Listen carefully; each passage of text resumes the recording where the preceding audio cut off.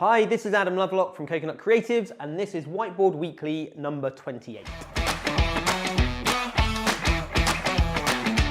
So this week, I'm going to do an update on the franchise recruitment current conditions here in the UK. And obviously with the election now been and gone, and potentially with Brexit actually finally coming to some sort of conclusion, at least for now, maybe we're going to see a bit of a breakthrough in the current conditions of franchise recruitment. So 2019, the story of 2019, I think most franchisors in the UK would agree that it's been tough.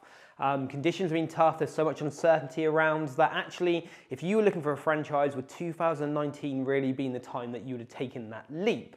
And what we've seen is a very weird year because typically, as we all know in franchise recruitment, January tends to be a really busy month for lead inquiries. It dips down, lowers over the summer, then September tends to be really good, and it dips down for the rest of the year. But actually, we haven't seen those typical spikes over the last 12 months. The actual kind of spikes have been fairly consistent through the year, but actually overall, traffic on franchise-related search terms on Google has been very, very low. Now, going back a little bit further to 2008 and the story from kind of search traffic for franchising since Google started, what we saw was a massive jump after the recession. And in 2008, 2009 were great years for franchising. And ever since then, with different general elections and referendums, we've just seen the traffic drop off.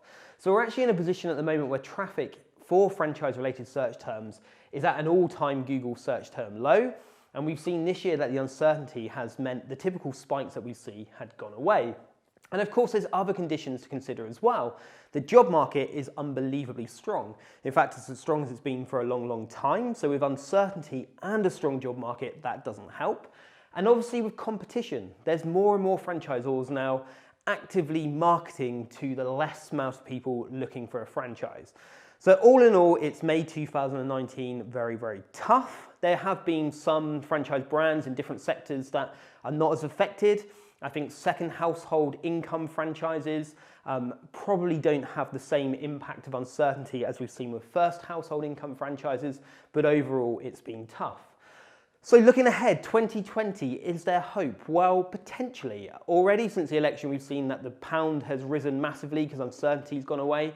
And I truly believe that once this uncertainty goes away a little bit more, which hopefully it will do early next year, we may see people a little bit more confident to look and go and invest in a franchise business.